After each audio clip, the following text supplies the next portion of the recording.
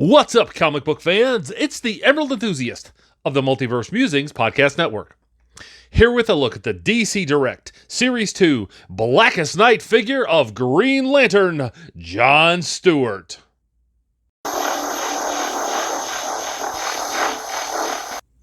Nine months ago, I did a comparison video where I featured numerous John Stewart figures in the 6 to 7 inch scales, and I will link that video in the description below. And this was part of that video, and since that time, I've been looking for a second John Stewart figure that is like this one, where I could have one to break out and one to review the packaging. I haven't been able to find a second one for a decent price, but as I was cleaning up today, I looked at the packaging on this. It's really not that nice. There are certainly better ones out there, so I figured I would go ahead and bust this one out of the package and do a review. But before I do that, let's go ahead and get a look at the package details now.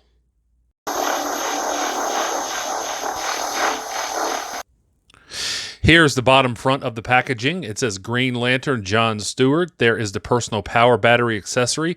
And one of the things I like about this bubble is that you can see the figure from various angles, including underneath like this. So here is the side of the bubble, and on both sides you can see the figure well within the packaging, and I really prefer this because that way you know what the figure looks like and you can see certain defects, and I like to know what I'm buying, so it really helps if I can see the entire figure.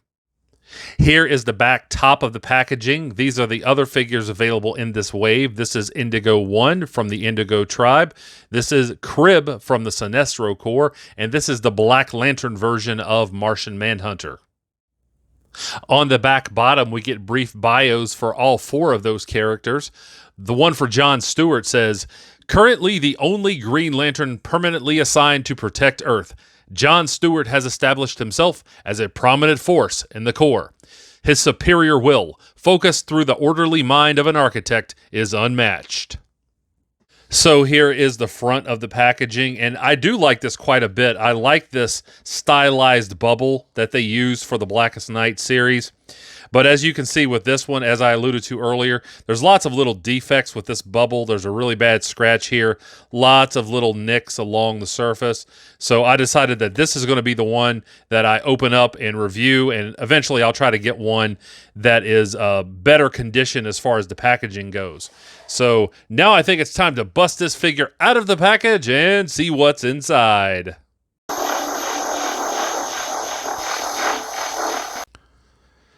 Here is the figure free of the outer packaging, but still bound to the inner plastic.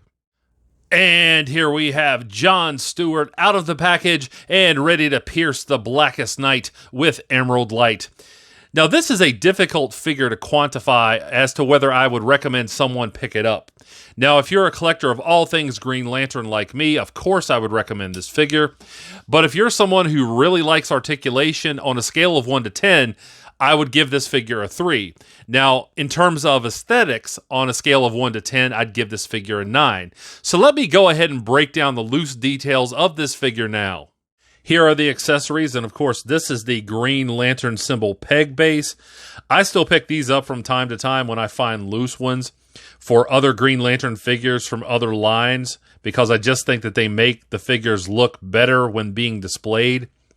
Again, be careful if you're pushing very hard on these pegs. They will detach from underneath, so exercise caution.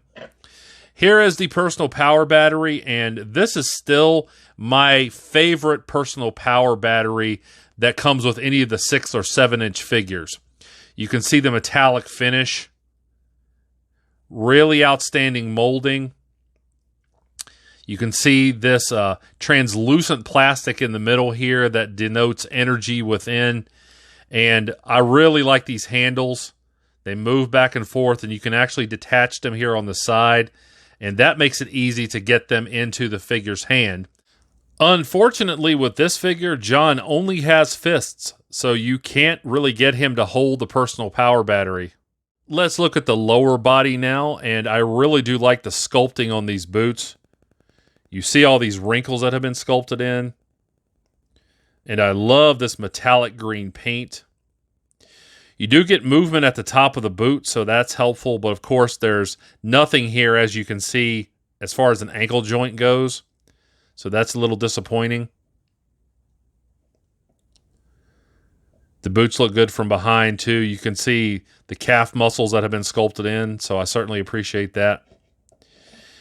Now, as far as the black sections on the uniform go, I would have preferred this be a little bit more glossy and reflective, but you do get good molding with the muscles here. I mean, you can see all the like individual muscles in the quadriceps here.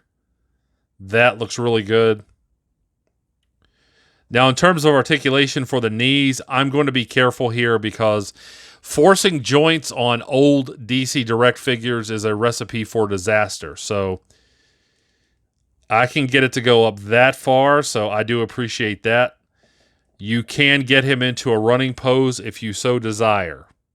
Let's look at the hip area now, and this is the worst part of the figure.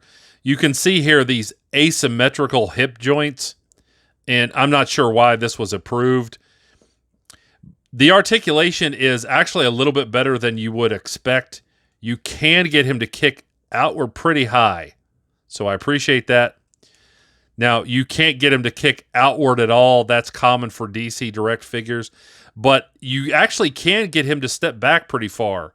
That's something that not a lot of other lines do, and I always appreciate that when it comes to posing a figure, if you can actually get the legs to go backward.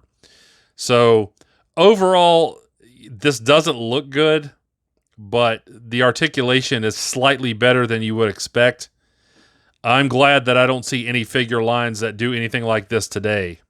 Let's look at the torso now, and in terms of articulation, there isn't any. That is standard for DC Direct figures from this line. But we do get good aesthetics here. Lots of good sculpting with the abdominals here. See the bottom of the pectorals. I like how exact this line is between the black section and the green section of the uniform. Here you see good molding back here on the latissimus dorsi. Again, I really like this metallic green paint. The Green Lantern symbol is nice and exact, so I certainly appreciate that. I like all of these neck muscles up here, the way that this has been done. The only other issue I have with this torso is that John looks a little undersized here. He's obviously very fit and cut looking, but I feel like he could have been beefier in the torso and the arms. But overall, this is still a really good effort by DC Direct.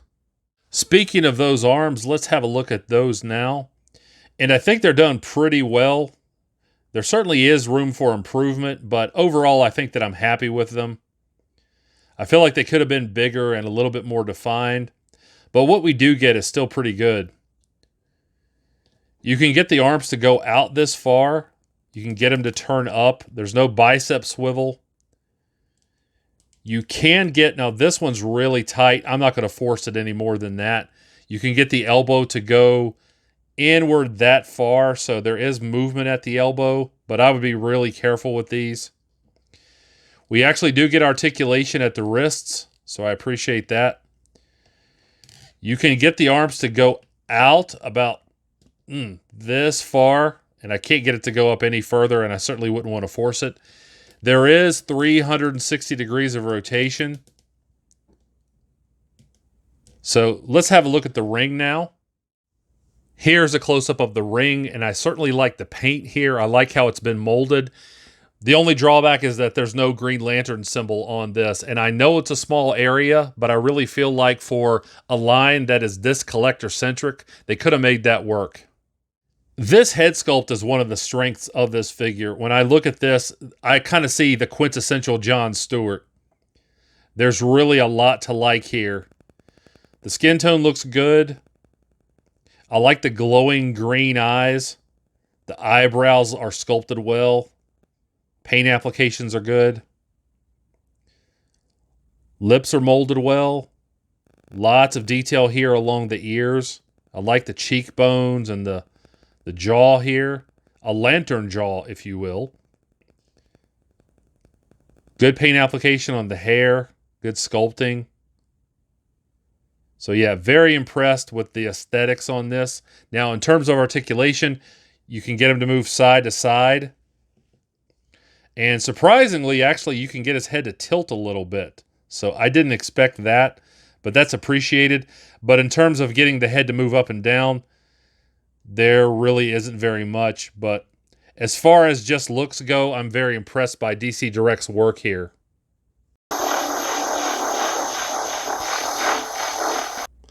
I certainly hope you have enjoyed this review. If so, please like, subscribe, and tell a friend to do the same. Stay tuned at the end of the video for some articulation shots, and also remember to catch me on the Multiverse Musings vidcast, available right here on YouTube. And I'll be back to the internet with more Green Lantern related content soon. But until we meet again, this has been the Emerald Enthusiast, and thanks for watching.